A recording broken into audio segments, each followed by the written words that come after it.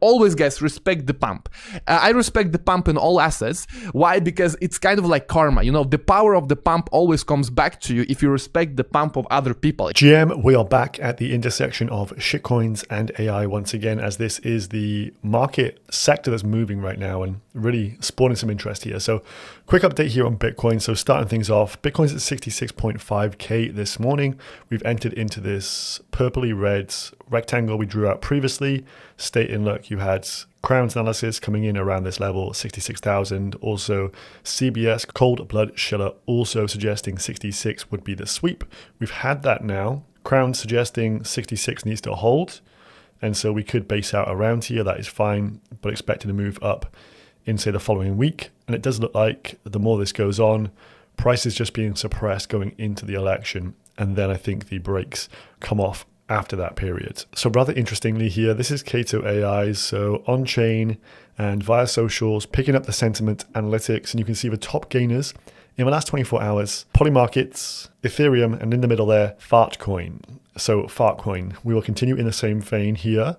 Fartcoin has just been listed today, October 23rd, on HTX. This is formerly Huobi. Hearing things that the Chinese community enjoys the Fartcoin token, maybe the ticker. We've also got a listing coming on Gates. Further to this, we've also got Bybit listing GOAT perpetual contracts. Perps first, spot to follow. So this would be the first large exchange listing the ticker GOAT. It will be perps only to start with, it looks like. So very interesting stuff. Some big moves in this week.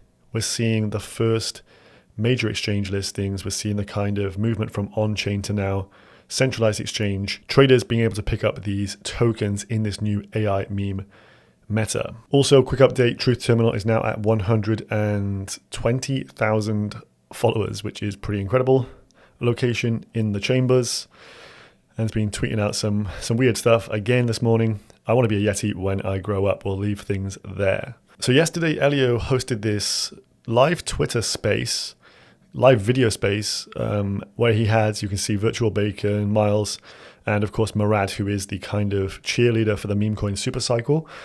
And we're just going to play this like 1, maybe 2 minutes clip here. I'll edit it down a little bit, but you want to just listen to what Murad has to say here around AI and memes. So question kicked off by Miles, who is just behind where my head sits, asking about the AI meme meta, saying, do you have an opinion on the leaders, this meta more broadly? Is it here to stay? So we'll just pick up from here with Murad's comments. Yeah, so I think AI meme coins are going to be a category. I think they're here to stay. But I think it's also possible that GOAT retains a high valuation and continues to grow because of the first mover advantages, because of that kind of like provenance and like the early network effects, right?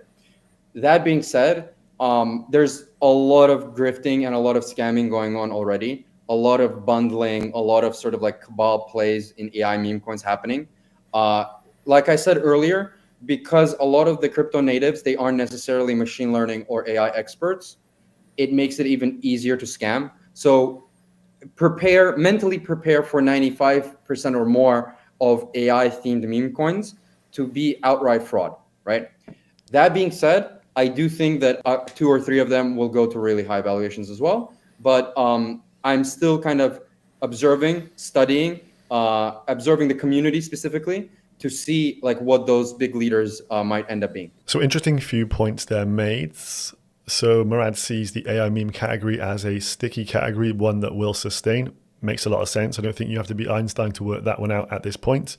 You have the 2 most popular sectors, AI and meme, coming together for AI memes. And obviously with the introduction of an AI agent or an LLM actually controlling said outputs with the Truth Terminal, with GOAT, it seems like the market leader is chosen and shouldn't really be flipped here. So you kind of have the Bitcoin of the AI memes with GOAT at this point. So like we've seen in previous cycles, makes sense if you can make flips on the smaller ones to pump that into the GOAT token. Again, not financial advice, but interesting to see that as a debate topic. He tweeted out as well, don't trade, buy and hold for months, believe in something. How do you do that? So this was the guy from Sol Casino who has just bought a load of SPX, 800K's worth, obviously has a lot of money at his disposal. And he said, look, I'm going to actually lock this SPX up over 12 months and just have it vest out to me. So using Streamflow. You've probably heard of this, Streamflow. Maybe you haven't seen it, but this is somewhere you can do token vesting.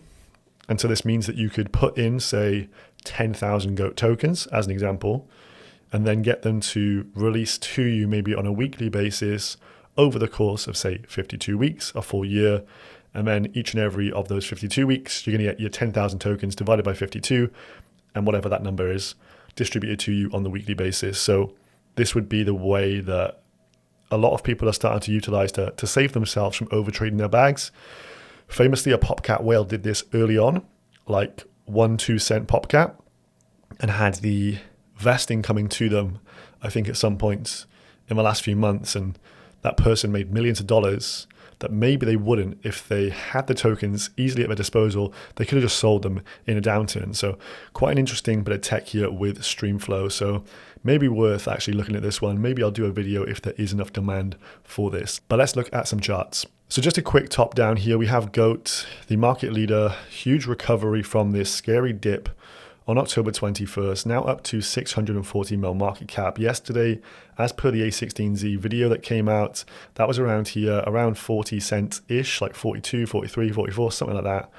And from there, we've just mega moon, to be honest with you. We're up to 638, so 63.5 cents. I think this is going to be the second coin, Fart Coin. It's getting all the listings, as you've just seen, and it needs to break these levels, because if you pull this out on some of the smaller timescales, it keeps getting sold off from this kind of region. So I think there's probably a big heavy seller, someone who got in super early, who's just been suppressing price. But I think once this breaks, we're going to be homeward bound towards 100 mil market cap plus. You've then got the likes of ACT, which also has Andy Ari's kind of blessing.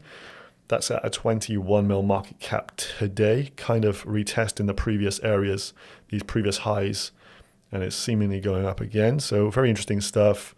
You've got Floyd AI, which I think is the most left curve play here. Let's pull up that on the 4 hour.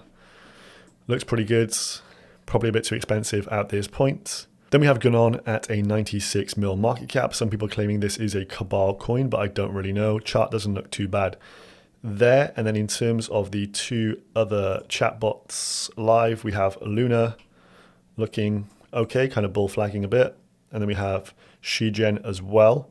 16 mil market cap for this one. Have not got the pullback I wanted as of yet. So I'm not buying this unless it does come down to my blue line. I'm not going to be chasing higher. Main bags, GOAT, and Fartcoin. That's all from today's video. I hope Bitcoin can pick up some steam from here, as this meta is going to just have a lot of momentum if Bitcoin breaks out rather soon. So interesting times. Stay tuned. We'll see you in the next one. Peace.